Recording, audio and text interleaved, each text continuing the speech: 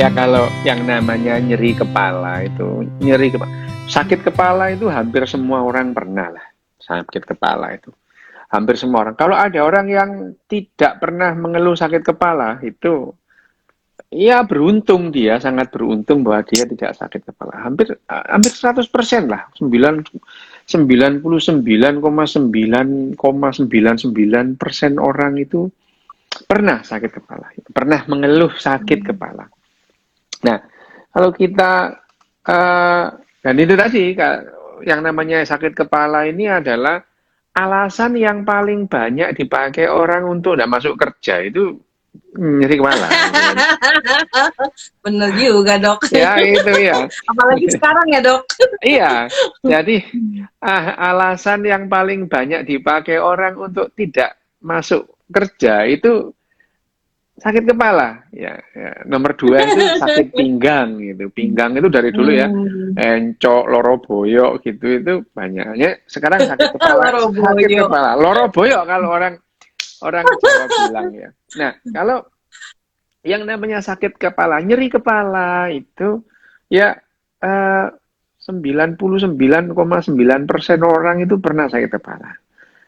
Dan lebih dari 95% sakit kepala itu tidak jelas sebabnya, itu ya. Maksudnya itu tidak jelas itu ya datang tidak diundang, pergi juga nggak diantar, kayak jalangkung. Jalangkung dong, Dok ya? Iya kayak Jalangkung ya. Kayak jalangkung. Nyeri kepala itu lebih banyak kayak jalangkung gitu. Datang tidak diundang, pergi tidak diantar. Hanya saja ya. Karena yang namanya nyeri itu memang mengganggu gitu ya. Mengganggu gitu. Mengganggu. Nyeri itu memang mengganggu.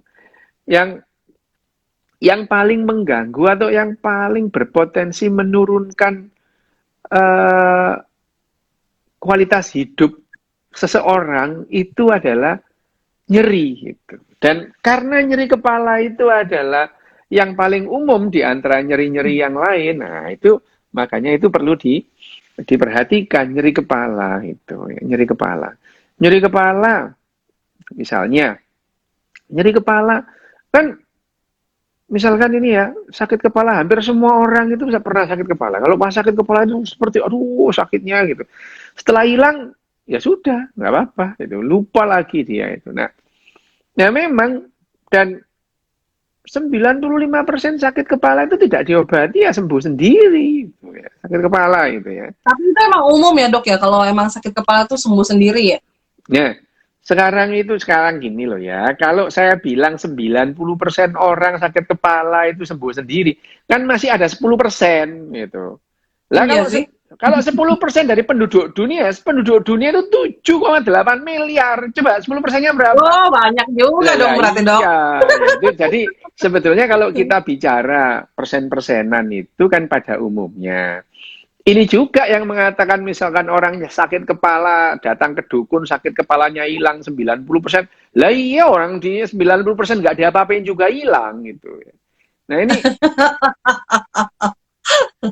ya. Nah, yang perlu diwaspadai ya memang ada nyeri kepala atau headache ya atau sakit kepala yang memang perlu diwaspadai itu ada. Tapi pada umumnya sakit kepala itu tidak berbahaya gitu ya. Tidak berbahaya pada umumnya ya. Tapi bisa sangat mengganggu. Bisa sangat mengganggu gitu ya, sangat mengganggu. Nah, sekarang kalau kita bilang ya sakit kepala, ini sakit kepala ini kepala ya, nih kepalanya Hangi ini ya.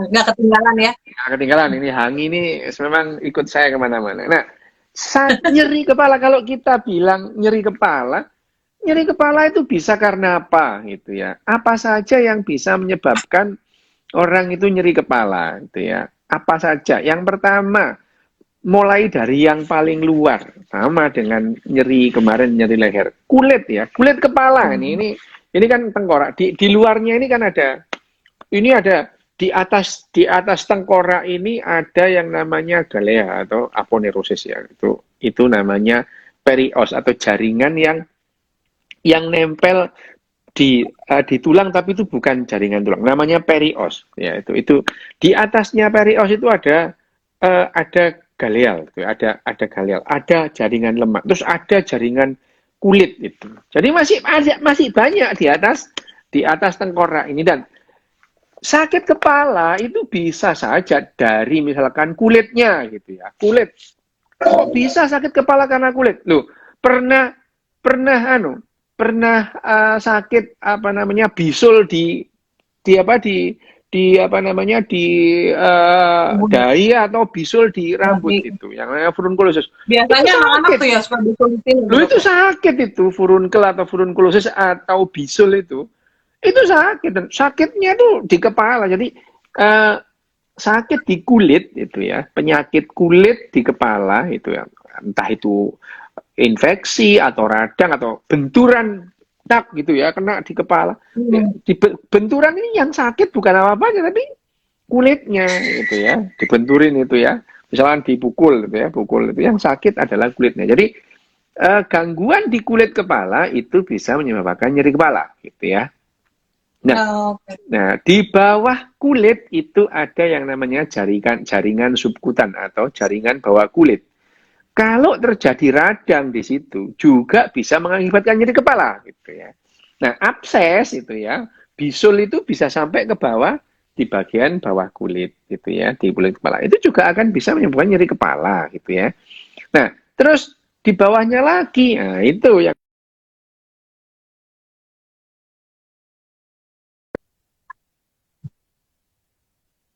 misalkan ada radang di situ ya, benturan sampai kena tulangnya, itu yang sakit itu periosnya itu sakit. Jadi nyeri kepala itu bisa dari itu saja, dari macam-macam. Misalkan, kalau misalkan yang paling sering apa itu ya? Paling sering itu kaku di leher itu, kaku di leher. Kaku di leher itu menyebabkan pembuluh-pembuluh darah di leher itu tertekan gitu ya, tertekan oleh otot-otot sehingga aliran darah ke kulit kepala itu yang dari belakang itu juga berkurang. Kekurangan aliran darah di kulit kepala itu menyebabkan nyeri juga gitu ya, sakit kepala nyerinya. Nah, 2 minggu yang lalu kita bicara mengenai cervical syndrome. Nah, itu cervical syndrome salah satunya adalah karena kaku ototnya ya, karena kaku ototnya, terus kemudian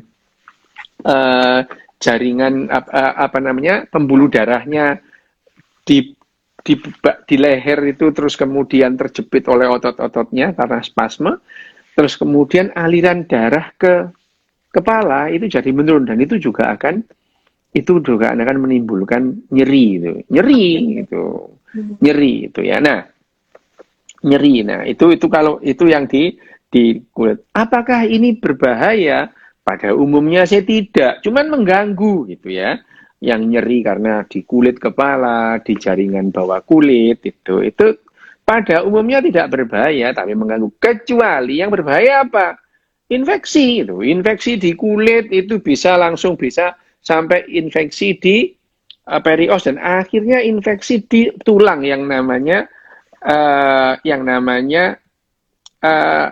osteomielitis. Jadi tulangnya infeksi yang mengalami tulangnya infeksi dan akhirnya bisa masuk ke dalam, itu osteomielitis, dan itu bisa menyebabkan nyeri. Nah, kalau kita melihat ke dalam lagi, apa yang bisa menyebabkan nyeri? Nah, ini ya, sebelum otak ini di bawah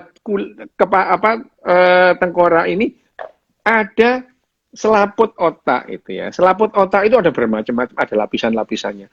Mulai dari dura mater, terus kemudian arachnoid sampai pia mater sampai arachnoid ya. Dura mater, pia mater, arachnoid itu ya. Sampai di ininya di permukaan otaknya itu pia maternya.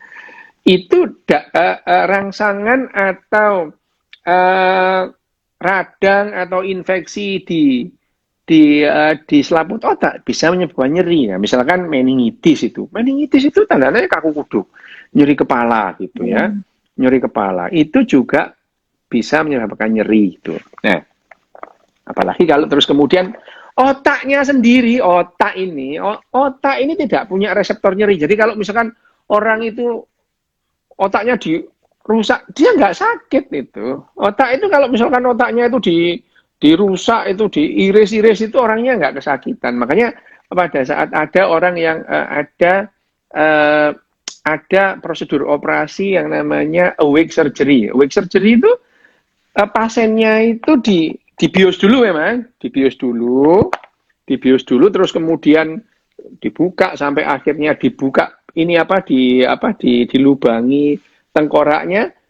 Setelah dura maternya tadi itu, selaput otaknya dibuka, nah orangnya dibangunkan, bangun, jadi melek gitu, terus kemudian otaknya yang mau dioperasi itu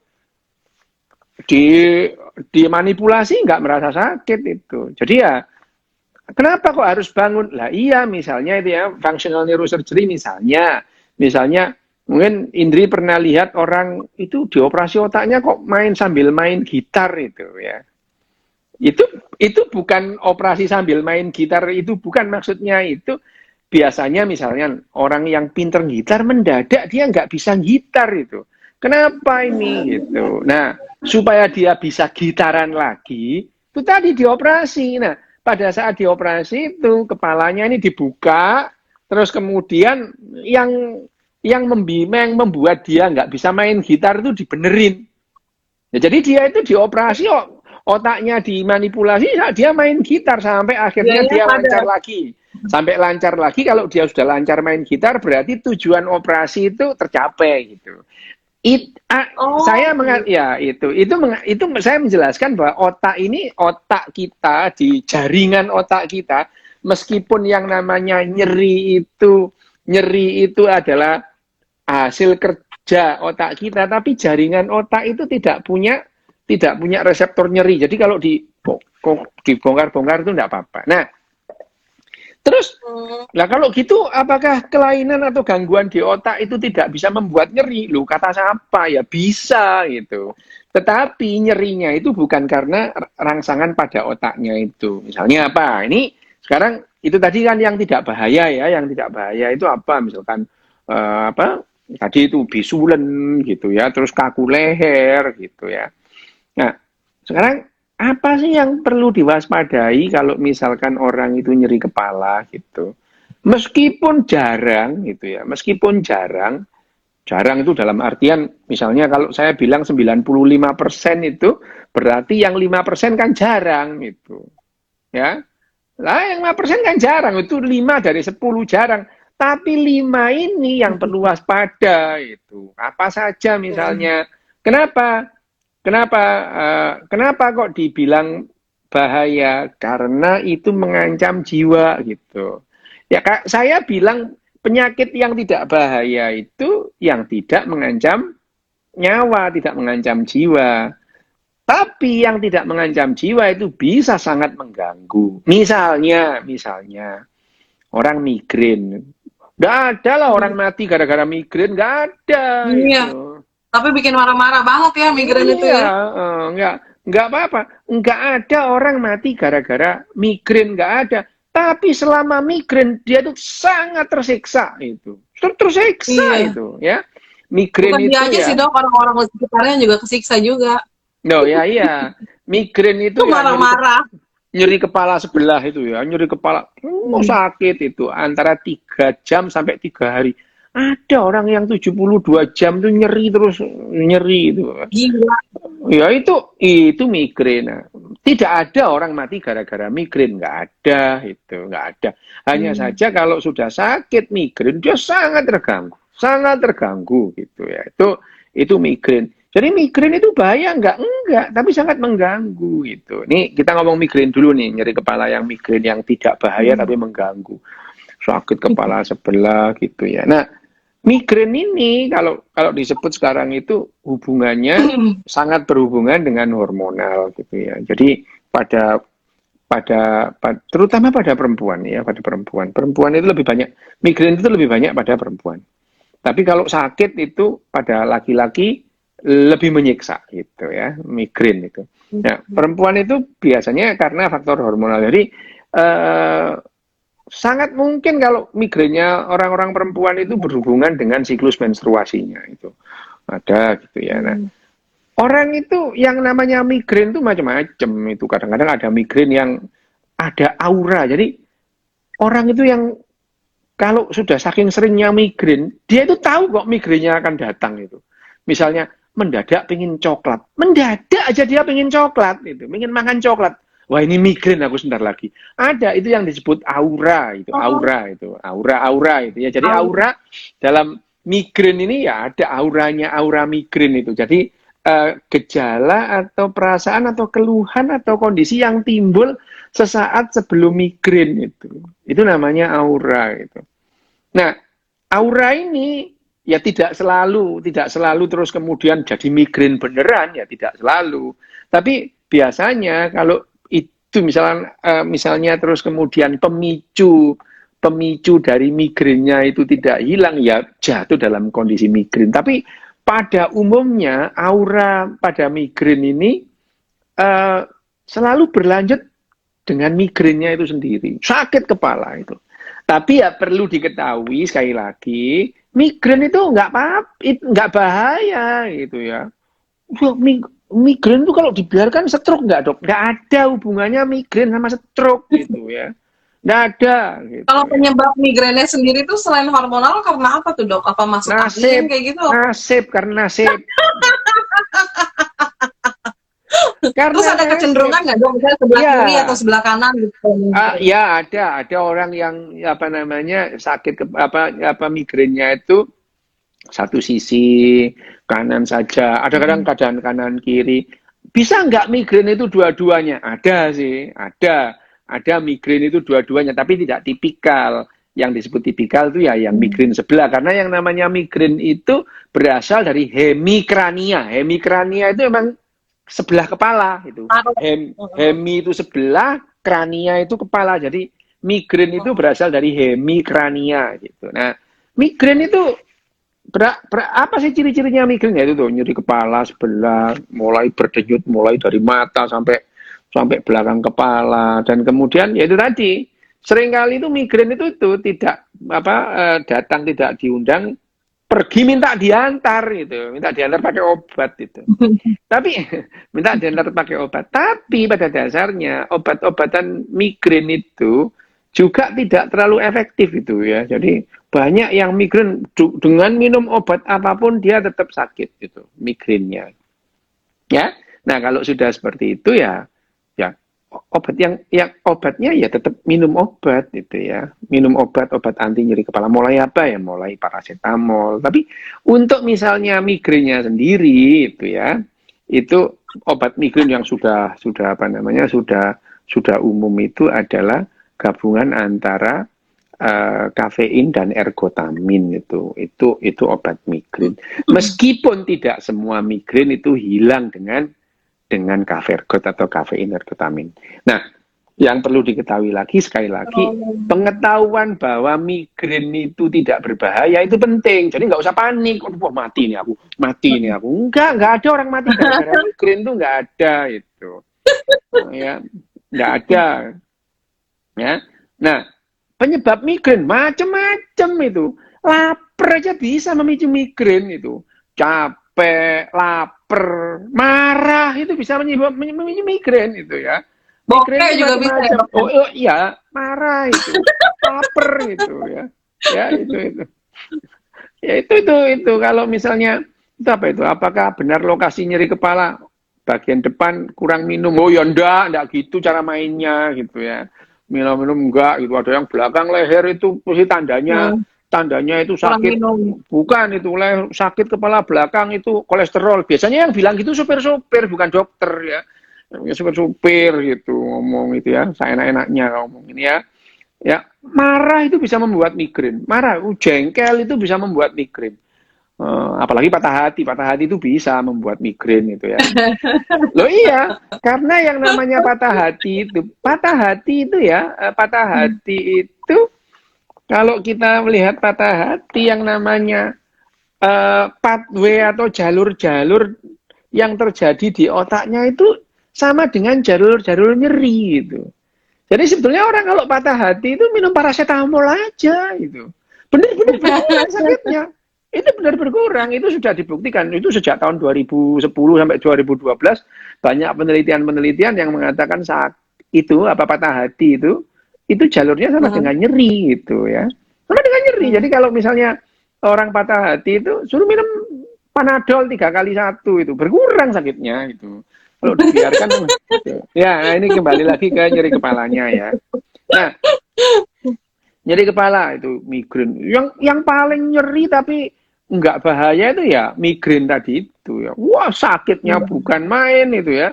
Wah, orang kalau sakit migrain itu bisa, aduh mati aku ini, aku mati. Padahal ya nggak bakalan, ada orang mati gara-gara migrain itu nggak ada itu ya.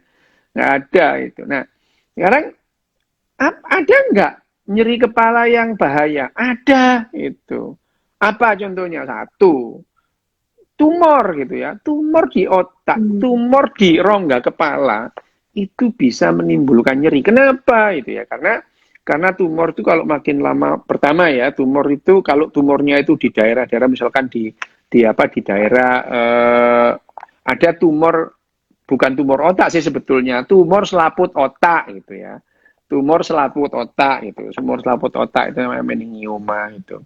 Meningioma itu karena selaput otaknya yang menumor, yang jadi tumor, sebetulnya bukan otaknya itu ya.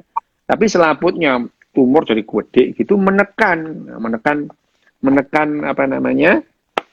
menekan otaknya ini tertekan, nah, sehingga kalau nah ruang ruang kepala ini, rongga tengkorak itu adalah sebuah ruangan tertutup gitu ya, tertutup, lubangnya cuma satu di bawah, namanya foramen magnum ini ya. Jadi kalau kalau ada misalnya ada tambahan entah itu tumor atau darah pecah gitu, jadi tekanan dalam kepala ini jadi tinggi. Nah, itu bisa menyebabkan dia nyeri kepala dan mual serta muntah gitu ya.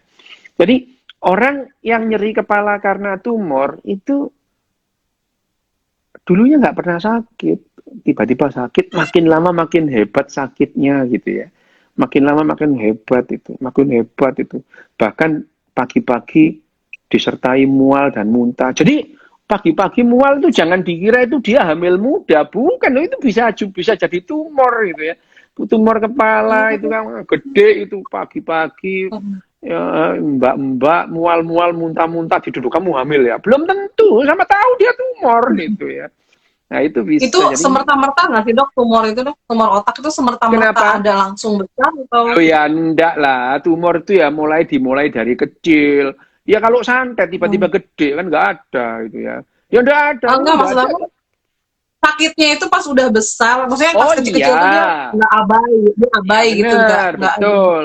Terutama misalnya di silent area misalnya. Ya, ini silent area misalnya, ini silent area. Silent area itu di frontal ini. Jadi pada saat kecil itu dia tidak memberikan gejala gitu. Makin gede, sudah gede baru menimbulkan gejala. Gejalanya apa itu? Tapi ada misalnya ya, tumor-tumor di daerah tertentu yang sejak awal itu memberikan gejala, misalnya di daerah ini ya, di daerah motorik ini ya. Ini ada daerah motorik gitu ya, daerah daerah motorik gitu ya. Apa namanya? Pusat-pusat yang menggerakkan tangan atau kaki atau kepala gitu. Kalau ada tumor di situ, terus kemudian tangan kanannya misalnya lebih lemah daripada tangan kirinya. Nah, itu oh ini kok jadi hemiparese ini. Nah, itu bisa merupakan tanda-tanda tumor. Tapi kalau misalkan di daerah frontal ini, di frontal di depan ini tumor itu, ini di silent area. Jadi tumor yang kecil seringkali tidak menimbulkan keluhan Jadi atau tidak menimbulkan gejala itu. Nah, begitu gejalanya tumbuh pada saat tumornya udah gede gitu ya. Nyeri kepala tadi, nyeri kepala meskipun sekali lagi, meskipun nyeri kepala itu pada umumnya tidak berbahaya gitu ya. Tidak berbahaya, 95% tidak bahaya. Tapi ada nyeri kepala yang membahayakan. Salah satunya karena apa? Karena tumor tadi. Ciri-cirinya apa? Yaitu tadi, kalau misalkan orang terbiasa migrain gitu, dia paham kok ini migrain gitu. Dan setiap kali nyerinya datang, dia paham, oh iya ini kayak yang kemarin. Tapi ada kalanya, dia itu tidak pernah merasakan nyeri yang seperti itu gitu ya. Waduh, nggak pernah. Nah, kalau nyeri yang tidak pernah dirasakan atau tidak pernah dialami, terus mendadak nyeri, nah itu yang perlu diwaspadai. Satu gitu ya. Itu apa itu? Bisa jadi karena tumor gitu ya, tumor gitu.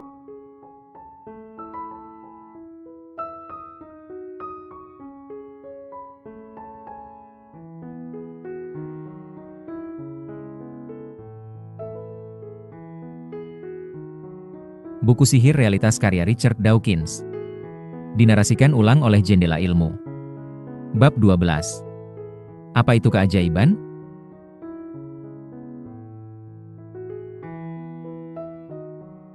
Dalam bab pertama buku ini, saya membicarakan soal sihir, dan membedakan sihir supranatural, merapal mantra untuk mengubah katak menjadi pangeran, atau menggosok-gosok lampu ajaib untuk memanggil jin, dari trik sulap, ilusi, misalnya sapu tangan sutra berubah menjadi kelinci, atau perempuan digergaji menjadi dua. Tidak seorang pun pada masa kini yang percaya pada sihir ala kisah dongeng. Semua tahu bahwa labu berubah menjadi kereta hanya dalam dongeng Cinderella. Dan kita semua tahu bahwa kelinci keluar dari topi yang tampaknya kosong hanyalah tipuan. Namun ada sejumlah kisah supranatural yang masih dianggap serius.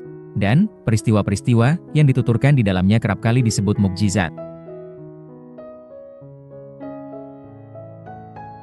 Bab ini membahas soal mukjizat dan keajaiban, kisah-kisah peristiwa supranatural yang dipercayai banyak orang, bertentangan dengan mantra dalam dongeng, yang tidak dipercayai siapapun, dan trik sulap, yang terlihat seperti sihir namun kita tahu hanya bohong.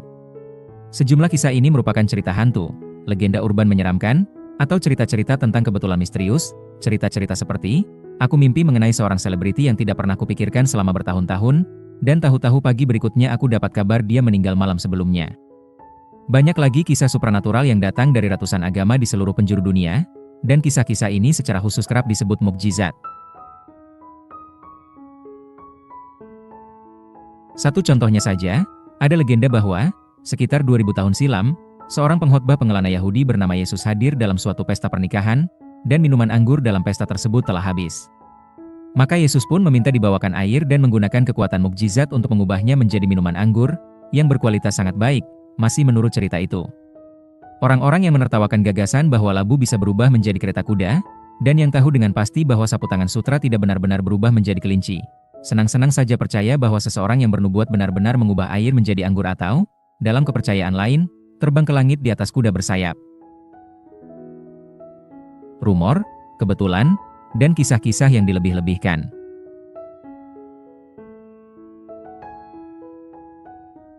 Biasanya sewaktu mendengar kisah keajaiban, sumber kita bukanlah saksi mata, melainkan seseorang yang mendengarnya dari orang lain, yang mendengarnya dari orang lain, yang mendengarnya dari sepupunya teman istri orang lain dan kisah apapun. Kalau sudah diteruskan dari mulut ke mulut oleh cukup banyak orang, menjadi membingungkan. Sumber asli kisah itu sendiri kerap kali adalah rumor yang dimulai dahulu sekali dan telah menjadi sedemikian terdistorsi akibat penceritaan ulang sehingga nyaris mustahil menebak peristiwa sungguhan apa yang memulainya, kalau memang ada. Setelah kematian nyaris setiap orang terkenal, baik itu pahlawan ataupun penjahat, kisah-kisah mengenai orang yang melihat mereka masih hidup pun mulai menyebar ke seluruh dunia. Ini terjadi bagi Elvis Presley, Marilyn Monroe, dan bahkan Adolf Hitler. Sulit mengetahui mengapa orang senang meneruskan rumor-rumor semacam itu sewaktu mendengarnya, namun faktanya memang mereka melakukannya, dan ini merupakan salah satu alasan besar mengapa rumor tersebar. Ini ada contoh yang cukup baru mengenai bagaimana rumor bermula. Tak lama setelah kematian penyanyi populer Michael Jackson pada 2009, awas satu stasiun televisi Amerika diiringi pemandu mengunjungi rumahnya yang terkenal, Neverland. Dalam salah satu adegan dalam film yang mereka produksi, orang-orang mengira mereka melihat hantu Michael di ujung satu koridor panjang. Saya sudah tonton rekamannya, dan adegan itu sangat tidak meyakinkan, tapi itu sudah cukup untuk memulai rumor liar yang lantas menyebar kemana-mana. Hantunya Michael Jackson bergentayangan. Dengan segera banyak yang mengaku-ngaku melihat hantunya juga. Misalnya, di halaman sebelah ada foto permukaan mengkilap satu mobil yang dibuat oleh sang pemilik mobil. Bagi Anda dan saya, terutama bila kita bandingkan, wajah, yang katanya ada di kap mobil dengan awan-awan di kedua sisinya, jelaslah bahwa apa yang kita lihat adalah pantulan awan. Namun bagi daya hayal penggemar fanatik yang kelewat berapi-api, pastilah itu hantu Michael Jackson, dan gambar itu telah dilihat lebih daripada 15 juta kali di YouTube. Sebenarnya, ada sesuatu yang menarik di sini, yang patut disinggung. Manusia merupakan hewan sosial, sehingga otak manusia terprogram untuk melihat wajah manusia-manusia lain, bahkan ketika sebenarnya tidak ada wajah. Inilah mengapa orang sering sekali membayangkan mereka melihat wajah di pola-pola acak yang terbentuk di awan, atau irisan roti, atau bercak-bercak basah di dinding. Kisah-kisah hantu yang membuat bulu roma merinding asyik untuk diceritakan, terutama bila kisah tersebut benar-benar seram, dan terlebih lagi bila kita katakan bahwa kisah itu sungguhan. Sewaktu saya berusia 8 tahun, keluarga saya untuk waktu singkat tinggal di rumah yang disebut Cukos, yang berusia sekitar 400 tahun, dengan kasau-kasau hitam bengkok dari zaman Tudor. Tidaklah mengherankan, ada legenda di rumah itu tentang seorang pendeta yang telah lama wafat dan hantunya bersembunyi dalam satu lorong rahasia. Ada kisah bahwa kita bisa mendengar suara langkah kakinya di tangga, namun dengan tambahan bahwa kita bisa mendengar bunyinya kelebihan satu langkah, yang dengan menyeramkan dijelaskan oleh fakta bahwa konon tangga itu memiliki satu anak tangga lebih banyak pada abad ke-16. Saya ingat rasa senang sewaktu menyampaikan kisah itu ke teman-teman sekolah saya. Tidak pernah terpikir oleh saya untuk menanyakan seberapa kuat bukti untuk kisah ini. Cukuplah bahwa rumah itu tua, dan teman-teman saya terkesan. Orang mendapatkan kesenangan tersendiri dari meneruskan kisah-kisah hantu. Hal yang sama berlaku bagi kisah-kisah keajaiban. Bila rumor tentang keajaiban dituliskan dalam kitab, rumor itu menjadi sulit dibuktikan kebenarannya, apalagi kalau kitab itu sudah kuno. Bila sudah berusia cukup tua, suatu rumor mulai diganti sebutannya menjadi tradisi, dan orang-orang pun menjadi semakin mempercayainya.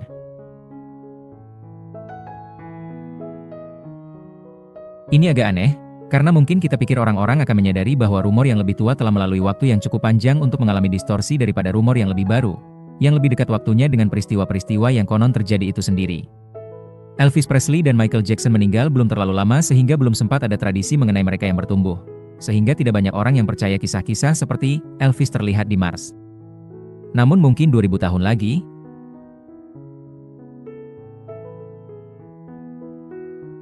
bagaimana dengan kisah-kisah aneh yang dituturkan orang-orang tentang memimpikan seseorang yang sudah bertahun-tahun tidak mereka temui atau pikirkan? Kemudian ketika bangun pagi mereka mendapati ada surat dari orang itu di keset? Atau ketika bangun mereka mendengar atau membaca bahwa orang itu meninggal malam sebelumnya? Anda sendiri mungkin pernah punya pengalaman seperti itu. Bagaimana kita menjelaskan kebetulan-kebetulan seperti itu?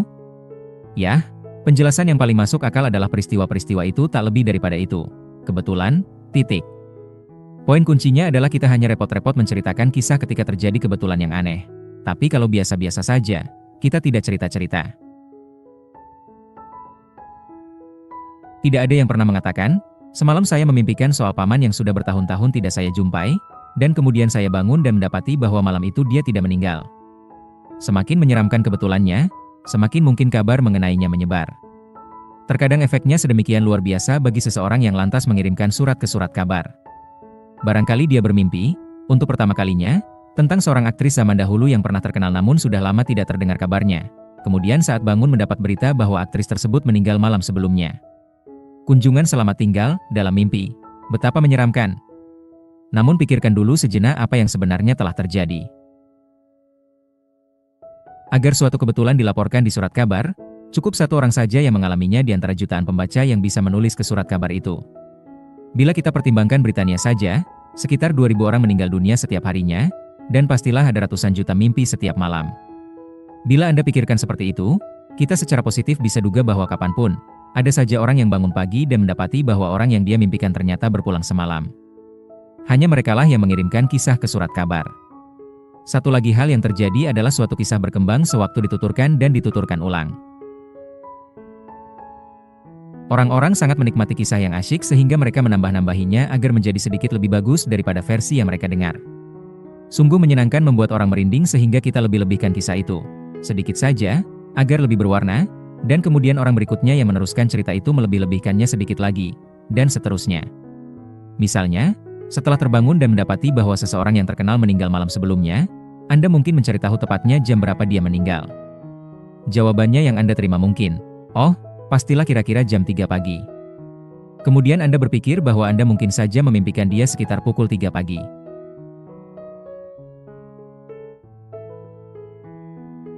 Dan sebelum Anda sadar ada di mana, kira-kira, dan sekitar, sudah terhapuskan dari kisah itu, yang diedarkan berkeliling sampai berubah menjadi, dia meninggal tepat pada pukul 3 pagi, dan itu tepat ketika cucu istri teman sepupu saya bermimpi tentang dia. Terkadang kita sebenarnya bisa menemukan dengan tepat penjelasan atas suatu kebetulan yang janggal. Seorang ilmuwan besar Amerika yang bernama Richard Feynman secara tragis kehilangan istrinya akibat kanker, dan jam di kamar istrinya berhenti tepat saat sang istri menghembuskan nafas terakhir. Bikin merinding. Namun Dr. Feynman disebut ilmuwan besar karena ada alasannya. Dia menemukan penjelasan yang sebenarnya. Jam itu tidak sempurna. Bila kita angkat dan miringkan, jam itu biasanya berhenti. Sewaktu Nyonya Feynman meninggal dunia, perawat perlu mencatat waktunya untuk dimasukkan ke akte kematian resmi. ruang tempat Nyonya Feman dirawat agak gelap, maka sang perawat pun mengangkat jam itu dan memiringkannya ke arah jendela agar bisa membaca angkanya. Dan pada saat itulah jam itu berhenti. Bukan mukjizat sama sekali, hanya mekanisme yang tidak sempurna. Bahkan kalaupun tidak ada penjelasan semacam itu, bahkan kalaupun pegas jam itu benar-benar melambat dan berhenti tepat pada saat Nyonya Feman berpulang, kita tidak seharusnya terkejut sama sekali. Tidak diragukan lagi pada saat kapanpun, setiap siang ataupun malam, ada cukup banyak jam di Amerika yang berhenti. Dan cukup banyak orang yang meninggal dunia setiap hari. Mengulangi poin saya sebelumnya, kita tidak repot-repot menyebarkan berita bahwa jamku berhenti tepat pada pukul 4.50 sore. Dan, percaya tidak? Tidak ada yang meninggal. Salah seorang tukang tipu yang saya sebutkan di bab mengenai sihir pernah berpura-pura dia bisa membuat arloji berjalan kembali melalui kekuatan pikiran. Dia biasanya mengajak pemirsa acara televisinya yang berjumlah banyak untuk pergi mengambil arloji tua rusak manapun di rumah mereka dan memegangnya di tangan mereka sementara dia mencoba membuat arloji itu berjalan kembali dari jauh dengan kekuatan pikiran. Nyaris seketika, telepon di studio akan berdering, dan satu suara yang terengah-engah di ujung lain akan mengumumkan, dengan nada terkesima, bahwa arlojinya mulai berjalan lagi. Sebagian penjelasannya mungkin serupa dengan penjelasan kasus Nyonya Feman. Barangkali hal ini tidak berlaku untuk kebanyakan arloji digital modern, namun untuk arloji-arloji lama yang masih menggunakan pegas, semata mengangkat arloji yang berhenti terkadang bisa membuat arloji itu berjalan lagi, sebab gerakan yang mendadak itu mengaktifasi roda keseimbangan pegas arloji.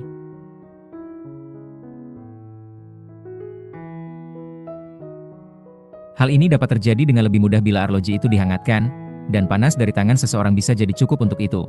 Tidak sering, tapi tidak perlu sering bila ada 10.000 orang, di seluruh penjuru negara, mengangkat arloji mereka yang mati, barangkali mengguncangnya, dan menggenggamnya dalam tangan yang hangat. Hanya satu di antara 10.000 arloji itu yang perlu berjalan kembali agar si pemilik menelepon untuk menyampaikan kabar itu dengan ketakjuban luar biasa dan membuat seluruh pemirsa televisi terkesan. Kita tidak pernah dengar soal ke-9.999 arloji yang tidak berjalan lagi. Cara yang bagus untuk memikirkan keajaiban. Ada seorang pemikir Skotlandia terkenal pada abad ke-18 bernama David Hume, yang menyampaikan pendapat cerdas mengenai keajaiban. Dia mulai dengan mendefinisikan keajaiban sebagai transgresi atau pelanggaran hukum alam. Berjalan di atas air, atau mengubah air menjadi anggur, menghentikan atau membuat jam berjalan kembali semata dengan kekuatan pikiran, atau mengubah katak menjadi pangeran, adalah contoh-contoh bagus pelanggaran hukum alam. Keajaiban seperti itu akan sangat mengganggu bagi sains, karena alasan-alasan yang saya jabarkan di bab mengenai sihir. Mengganggu bila memang terjadi. Jadi, bagaimana seharusnya kita menanggapi kisah-kisah tentang mukjizat? Inilah pertanyaan yang dikulik oleh Hume, dan jawabannya adalah poin cerdas yang saya singgung sebelumnya. Bila Anda ingin tahu kata-kata Hume sebenarnya, ini dia. Namun Anda harus ingat bahwa dia menuliskannya 2 abad lalu, dan gaya bahasa Inggris telah berubah sejak saat itu. Tidak ada kesaksian yang cukup untuk memantapkan keajaiban, terkecuali kesaksian itu tergolong jenis yang kepalsuannya lebih merupakan keajaiban daripada fakta yang kesaksian itu coba mantapkan. Coba saya jabarkan poin Hume dalam kata-kata lain. Bila John menuturkan kisah tentang keajaiban kepada Anda hanya bisa mempercayainya jika lebih tak masuk akal apabila keajaiban tersebut ternyata bohong, atau salah, atau hanya ilusi. Misalnya, Anda mungkin mengatakan, saya percaya John segenap jiwa raga, dia tidak pernah berbohong. Ajaib betul bila John sampai berbohong. Itu boleh-boleh saja. Namun Hume akan mengatakan sesuatu seperti ini. Betapapun kecil kemungkinan John berbohong, apakah betul-betul lebih kecil kemungkinannya daripada keajaiban yang kata John dia lihat? Anggaplah John mengaku dia melihat sapi melompati bulan. Tidak peduli seberapa bisa dipercaya dan jujurnya John biasanya, gagasan bahwa dia berbohong, atau semata berhalusinasi, tidak seajaib sapi yang secara harfiah melompati bulan. Jadi Anda seharusnya condong ke penjelasan bahwa John berbohong, atau keliru. Itu contoh yang ekstrim dan hayali. Mari ambil contoh sesuatu yang betul-betul terjadi, untuk melihat bagaimana gagasan Hume dipraktikkan. Pada 1917, 2 anak Inggris yang bersepupu, bernama Frances Griffiths dan Elsie Wright, memotret apa yang mereka sebut merupakan peri. Di atas ada salah satu foto mereka, menunjukkan Elsie berpose bersama peri-perinya. Anda mungkin berpikir foto itu kelihatan jelas betul bohongnya. Namun pada saat itu, ketika foto Gray masih merupakan hal baru, bahkan pengarang tenar Sir Arthur Conan Doyle, pencipta Sherlock Holmes yang terkenal tak bisa ditipu, termakan oleh tipuan itu, dan demikian pula cukup banyak orang lainnya.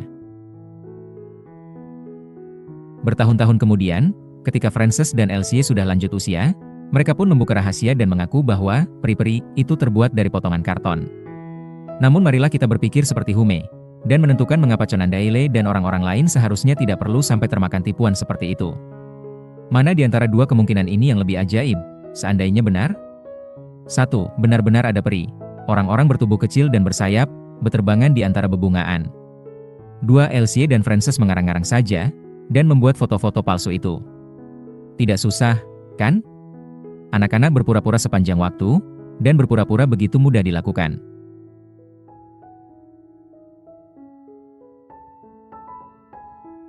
Bahkan kalaupun berpura-pura itu susah, bahkan kalaupun Anda rasa Anda sangat kenal Elsie dan Frances, dan mereka selama ini selalu jujur, tidak akan pernah berpikir untuk menipu.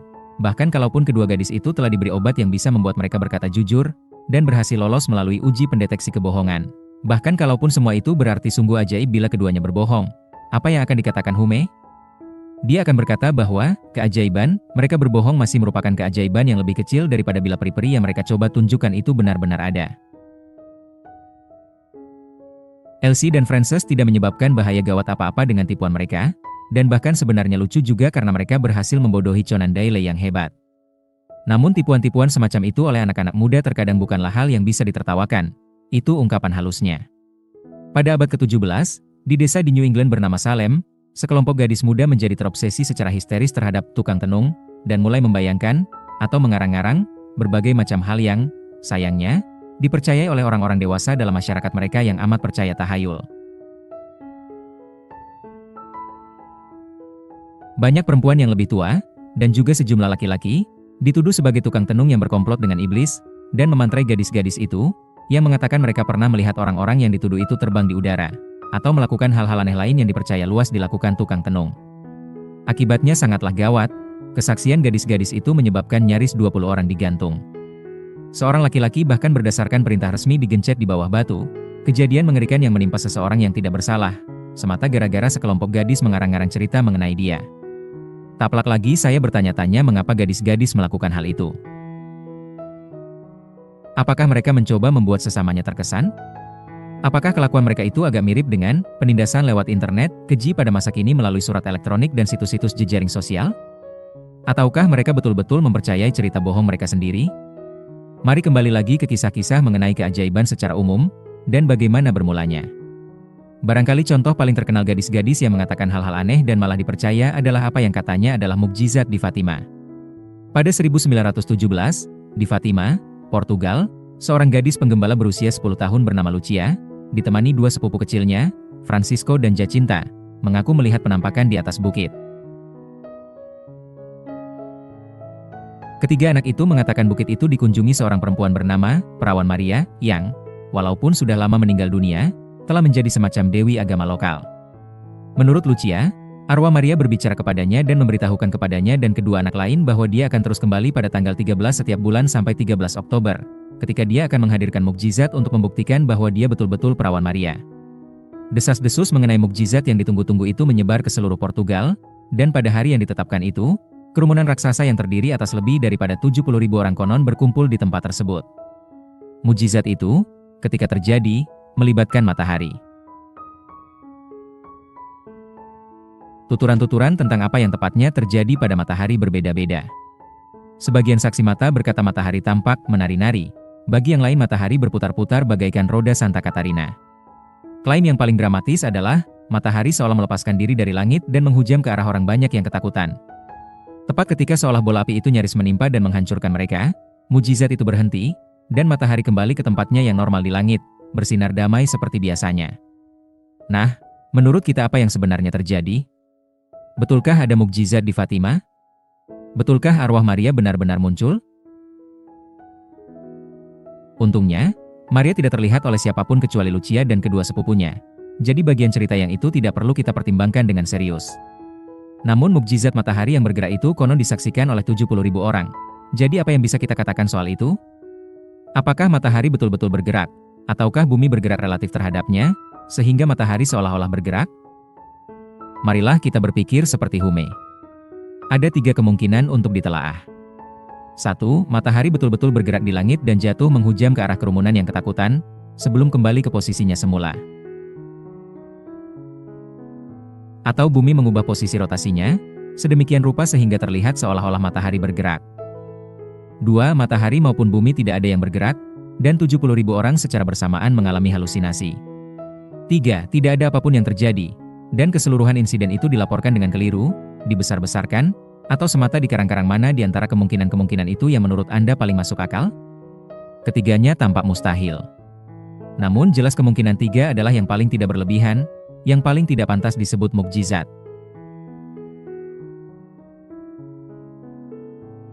Untuk menerima kemungkinan 3 kita hanya harus percaya bahwa ada seseorang yang berbohong melaporkan bahwa 70.000 orang melihat matahari bergerak, dan kebohongan itu diulang-ulangi dan disebarkan, seperti legenda urban populer manapun yang bertebaran di internet kini.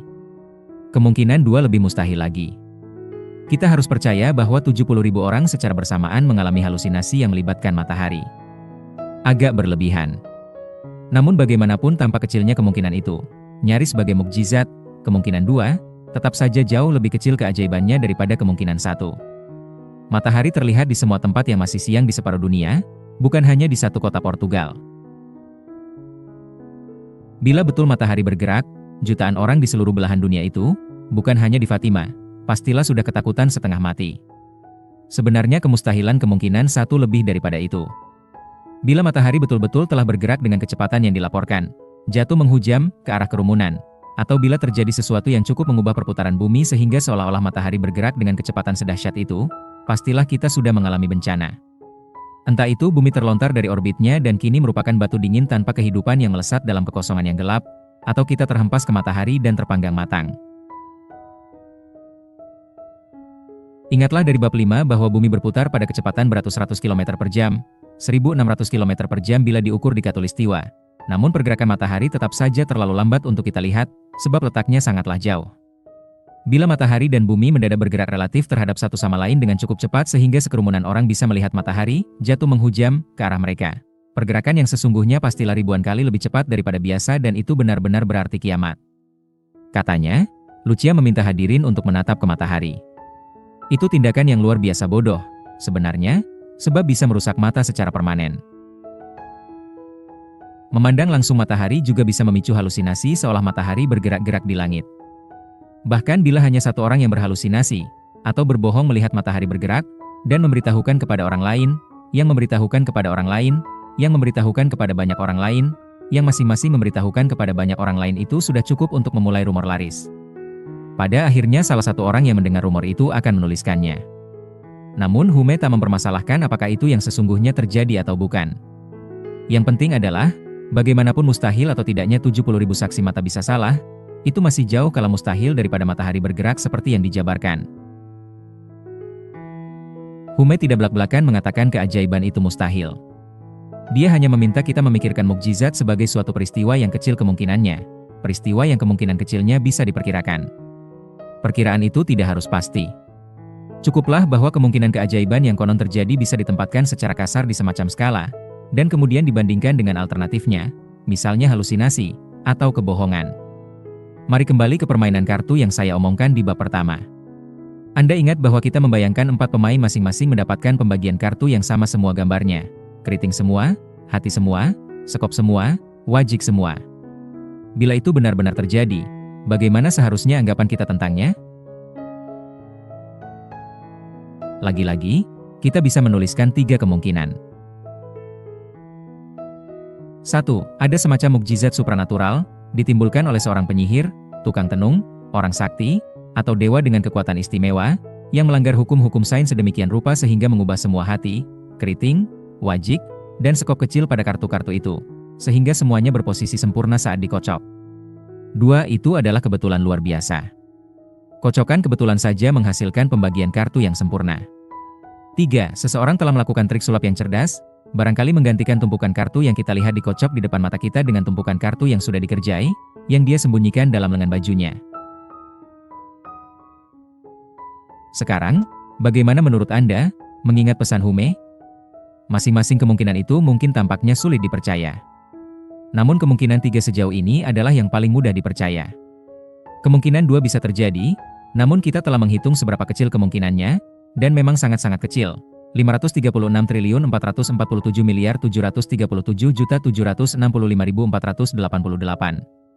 792.839.237.440.000 berbanding 1. Kita tidak bisa menghitung probabilitas kemungkinan 1 sampai setepat itu. Tapi pikirkan saja, suatu kekuatan atau gaya, yang tak pernah ditunjukkan sepenuhnya dan yang tidak dipahami seorang pun, memanipulasi tinta cetak merah dan hitam pada lusinan kartu secara bersamaan. Anda mungkin ragu-ragu menggunakan kata yang keras seperti mustahil, namun Hume tidak meminta Anda melakukan sesuatu, yang dia minta Anda lakukan hanyalah membandingkannya dengan alternatif-alternatif yang ada, yang dalam kasus ini terdiri atas trik sulap dan keberuntungan luar biasa. Bukankah kita semua pernah melihat trik sulap, yang ngomong-ngomong, memang sering melibatkan kartu, yang setidak-tidaknya sama membingungkannya dengan ini? Jelaslah penjelasan yang paling mungkin bagi pembagian kartu yang sempurna itu bukanlah murni keberuntungan, apalagi campur tangan ajaib terhadap hukum-hukum alam, melainkan trik oleh pesulap atau pemain yang tidak jujur. Mari kita tengok satu lagi kisah mukjizat yang terkenal, yaitu yang saya sebutkan sebelumnya mengenai pengkhotbah bernama Yesus yang mengubah air menjadi anggur. Lagi-lagi, kita bisa susun datar 3 jenis penjelasan yang mungkin. 1. Hal itu benar-benar terjadi. Air betul-betul berubah menjadi anggur. 2. Hal itu adalah trik sulap yang cerdik. 3. Tidak ada yang terjadi sama sekali. Semua itu hanya cerita, sekeping fiksi, yang dikarang oleh seseorang. Atau ada suatu kesalahpahaman mengenai sesuatu yang betul-betul terjadi namun tidak seluar biasa itu. Saya pikir tidak ada banyak keraguan mengenai urut-urutan besarnya kemungkinan di sini.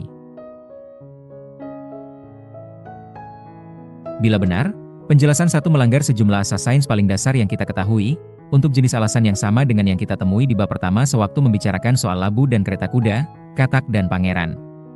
Molekul-molekul air murni haruslah diubah menjadi campuran berbagai molekul, termasuk alkohol, tanin, berbagai jenis gula, dan beraneka ragam molekul lainnya. Penjelasan-penjelasan alternatifnya haruslah sangat lebih kecil kemungkinannya, bila yang satu ini yang dipilih sebagai yang paling mungkin di antara semuanya. Mungkin saja itu trik sulap, trik yang jauh lebih cerdik daripada yang biasa dipertunjukkan di panggung dan televisi, namun kalah mungkin daripada penjelasan 3. Mengapa repot-repot mengusulkan soal trik sulap, mengingat betapa kurangnya bukti bahwa peristiwa itu benar-benar terjadi? Bahkan mengapa terpikir soal trik sulap, kalau penjelasan 3 sangat besar kemungkinannya, bila dibandingkan? Pastilah ada yang mengarang kisah itu. Manusia membuat cerita setiap saat. Itulah yang namanya iksi. Oleh karena sangat mungkin kisah itu iksi, kita tidak perlu merepotkan diri untuk memikirkan soal trik sulap, apalagi mukjizat sungguhan yang melanggar hukum-hukum sains dan membalikkan segala yang kita tahu dan pahami mengenai bagaimana alam semesta bekerja.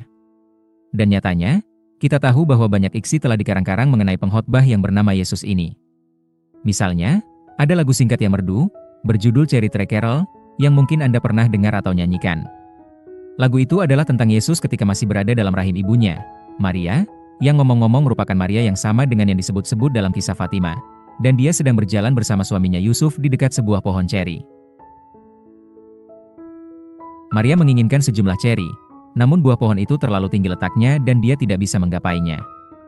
Yusuf sedang tidak berniat memanjat pohon, namun, maka berbicaralah bayi Yesus dari dalam rahim Maria. Membungkuklah, wahai dahan tertinggi, agar ibuku bisa dapat buahmu. Membungkuklah, wahai dahan tertinggi, agar ibuku bisa dapat buahmu. Maka dahan tertinggi pun membungkuk, sampai tersentuh tangan Maria. Berserulah dia, "Oh, lihatlah, Yusuf, kudapatkan ceri yang menurut." Berserulah dia, "Oh, lihatlah, Yusuf, kudapatkan ceri yang menurut." Anda tidak akan temukan kisah pohon ceri itu di kitab suci kuno manapun. Tidak seorang pun, secara harfiah tidak seorang pun yang berpengetahuan atau berpendidikan baik, menganggap lagu itu lebih daripada sekadar iksi. Banyak orang yang berpikir kisah air menjadi anggur itu benar, namun semua setuju bahwa kisah pohon ceri itu fiksi. Kisah pohon ceri itu baru dikarang sekitar 500 tahun silam. Kisah air menjadi anggur berusia lebih tua. Kisah tersebut muncul dalam salah satu dari keempat Injil dalam agama Kristen, Injil Yohanes. Kebetulan tidak ada di 3 Injil yang lain, namun tidak ada alasan untuk mempercayainya sebagai sesuatu yang tak lebih daripada kisah rekaan, hanya dibuat beberapa abad sebelum kisah mengenai pohon ceri. Keempat Injil itu, ngomong-ngomong, Ditulis lama setelah terjadinya peristiwa-peristiwa yang mereka coba jabarkan, dan tidak ada satupun yang ditulis oleh saksi mata. Maka bisakah kita simpulkan bahwa kisah air menjadi anggur itu adalah fiksi murni, sama seperti kisah pohon ceri? Kita bisa katakan hal yang sama mengenai semua hal yang konon merupakan keajaiban, semua penjelasan, supranatural, untuk apapun. Anggaplah terjadi sesuatu yang tidak kita pahami, dan kita tidak bisa menemukan bukti bahwa peristiwa itu adalah tipuan, sulap, atau kebohongan. Bisakah kita simpulkan bahwa peristiwa itu bersifat supranatural? Tidak. Seperti yang saya jelaskan di bab 1, itu akan mengakhiri semua diskusi atau penyelidikan lebih lanjut. Mendaku bahwa tidak akan pernah ada penjelasan ilmiah yang mungkin adalah suatu kemalasan, bahkan ketidakjujuran. Jika kita menyatakan bahwa sesuatu yang aneh pastilah supranatural, kita bukan hanya mengatakan bahwa kita sekarang tidak memahaminya. Kita menyerah dan mengatakan bahwa hal itu tidak akan pernah bisa dipahami. Keajaiban hari ini, teknologi esok hari. Ada hal-hal yang tidak bisa dijelaskan bahkan oleh ilmuwan-ilmuwan terbaik masa kini. Namun itu bukan berarti kita harus memutus semua penyelidikan dengan beralih ke penjelasan palsu yang membawa-bawa sihir atau hal supranatural yang sebenarnya tidak menjelaskan apapun. Bayangkan saja bagaimana seseorang dari zaman pertengahan, bahkan yang paling terdidik pada zamannya, akan bereaksi jika dia melihat pesawat jet, komputer, telepon genggam, atau peralatan navigasi satelit. Dia barangkali akan menyebut semua peralatan itu supranatural, keajaiban. Namun peralatan-peralatan itu sekarang biasa saja, dan kita tahu bagaimana alat-alat itu bekerja, karena mereka dibuat oleh manusia, sesuai asas-asas sains. Tidak ada perlunya membawa-bawa sihir atau keajaiban atau hal supranatural, dan kini kita mengerti bahwa orang zaman pertengahan itu salah bila melakukan hal tersebut. Kita tidak perlu mundur jauh-jauh ke zaman pertengahan untuk menunjukkan itu. Sekelompok penjahat internasional zaman Ratu Victoria yang diperlengkapi dengan telepon genggam modern dapat mengkoordinasi kegiatan mereka dalam cara-cara yang akan terlihat seperti telepati bagi Sherlock Holmes. Dalam dunia Holmes, seorang tertuduh dalam kasus pembunuhan yang bisa membuktikan bahwa dia ada di New York pada malam setelah pembunuhan itu dilakukan di London berarti memiliki alibi sempurna. Sebab pada akhir abad ke-19 mustahil untuk berada di New York dan di London pada hari yang sama. Siapapun yang mengaku demikian pastilah seolah menggunakan kekuatan supranatural. Namun pesawat jet modern membuat hal tersebut gampang. Penulis fiksi sains terkemuka Arthur C. Clarke merangkum poin tersebut sebagai hukum ketiga Clarke. Teknologi apapun yang cukup maju tidak bisa dibedakan dari sihir. Bila ada mesin waktu yang bisa membawa kita maju kira-kira seabad ke depan, kita akan melihat keajaiban-keajaiban yang hari ini kita anggap mustahil, mukjizat. Namun bukan berarti bahwa segala sesuatu yang kita anggap mustahil hari ini akan terjadi di masa depan. Penulis fiksi sains bisa dengan mudah membayangkan mesin waktu, atau mesin anti-gravitasi, atau roket yang bisa menggerakkan kita lebih cepat daripada cahaya. Namun fakta bahwa kita bisa membayangkannya bukanlah alasan untuk menganggap bahwa mesin-mesin semacam itu akan menjadi kenyataan suatu hari nanti. Sejumlah hal yang kita bayangkan hari ini mungkin akan menjadi nyata. Sebagian besar tidak akan terwujud. Semakin kita pikirkan, semakin kita sadari bahwa gagasan mengenai keajaiban supranatural itu sendiri adalah omong kosong. Bila terjadi sesuatu yang tampaknya tidak bisa dijelaskan oleh sains, kita bisa menyimpulkan satu di antara dua hal. Entah itu tidak benar-benar terjadi, si pengamat salah, atau berbohong, atau tertipu, atau kita telah terbentur kekurangan sains pada masa kini. Bila sains masa kini berhadapan dengan suatu hasil pengamatan, atau hasil percobaan, yang tidak bisa dijelaskan, maka kita tidak boleh berhenti sampai kita berhasil memperbaiki sains kita sehingga bisa disediakan penjelasan. Bila dibutuhkan jenis sains yang secara radikal baru, sains revolusioner yang sedemikian aneh sehingga ilmuwan-ilmuwan lama sulit mengenalinya sebagai sains, tidak apa-apa juga. Hal itu sudah pernah terjadi. Tapi jangan kelewat malas, kelewat mudah menyerah, sampai-sampai mengatakan, pasti ini supranatural, atau pasti itu keajaiban. Katakanlah bahwa hal itu merupakan teka-teki, aneh, tantangan yang harus kita hadapi. Entah kita hadapi tantangan itu dengan mempertanyakan kebenaran pengamatan, atau mengembangkan sains kita ke arah-arah baru yang menarik, tanggapan yang berani dan sepantasnya terhadap tantangan semacam itu adalah menjegalnya secara langsung. Dan, sampai kita menemukan jawaban yang sepantasnya bagi misteri itu, sangatlah tidak apa-apa untuk mengatakan, ini sesuatu yang belum kami pahami, namun kami sedang mempelajarinya. Bahkan itulah satu-satunya hal jujur yang bisa dilakukan. Mukjizat, sihir, dan mitos bisa menyenangkan, dan kita telah bersenang-senang bersama mereka sepanjang buku ini. Semua orang menyukai cerita bagus, Dan saya harap Anda menikmati mitos-mitos yang saya gunakan untuk memulai sebagian besar bab buku ini. Namun lebih besar harapan saya bahwa, dalam setiap bab, Anda menikmati sains yang disajikan setelah mitos. Saya harap Anda setuju bahwa kebenaran memiliki sihirnya sendiri. Kebenaran lebih menyihir, dalam pengertian terbaik dan paling menarik dari kata tersebut, daripada mitos ataupun misteri rekaan ataupun keajaiban. Sains memiliki sihirnya sendiri, sihir realitas.